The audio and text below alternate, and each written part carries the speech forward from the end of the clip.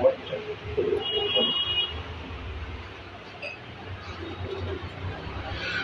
आपल्या मनसे कार्यालयामध्ये या ताई आपल्या कचवडीतल्या रहिवासी आहे. आज ह्या मारवाडी व्यापाऱ्यांनी म्हणजे उत्तर डायरेक्ट मराठीबद्दल काही गोष्टी बोलल्या. ताई जवळ तुम्ही 2 मिनिटं सांगा काय बोलला. मी विमल मस्कर.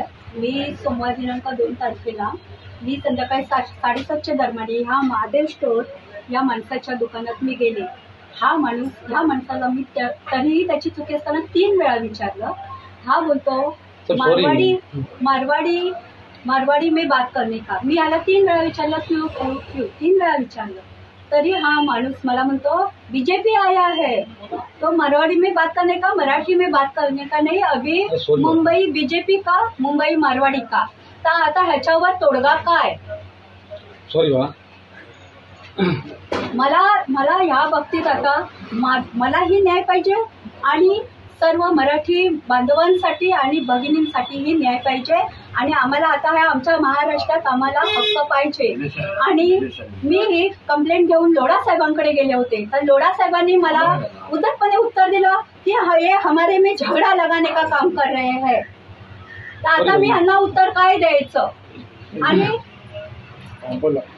आणि ह्या लोढा साहेबांना आजपर्यंत आम्ही सपोर्ट केला आणि या आमच्या दक्षिण मुंबईत त्यांना आम्ही निवडून आणलं आणि त्यांनी मला समोरून म्हणतात मी यांना ओळखत नाही. म्हणजे हा प्रश्न कुठे गेला. मी ओळखत नाही. तुम्हाला ओळखच पाहिजे का. तुम्ही आमच्या मलबार हिलचे जर तुम्ही आमदार आहात तर तुम्हाला ओळखच पाहिजे का. म्हणजे ह्या मलबार हिल मधला प्रत्येक नागरिक तुमचा ना, मग त्यांची कंप्लेंट तुम्ही ऐकून तो प्रॉब्लेम सॉल्व्ह कोणी करायचा. सॉरी बोलेगा मैं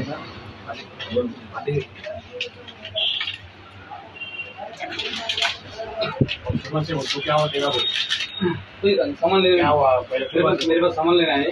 भाई बोला तो मैं खाली चेतन हो गई भाभी था. मैंने उनको ऐसा बोल दिया कि भाभी अभी बीजेपी आ गया मारवाड़ी बोलो. तो सर इतना बोला सॉरी हो गया, मेरे से ऐसा मालूम था सर, सॉरी हो गया. मारवाड़ी क्यों बोल लेगा. मैं सर मराठी में बोलेंगे ना. बोला काय केलं तू.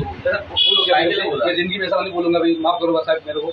मारवाड़ी बोलेगा सर मेरे मजाक में किया. भाभी था मजाक ऐसा मजाक मारवाड़ी क्यों बोलेगा.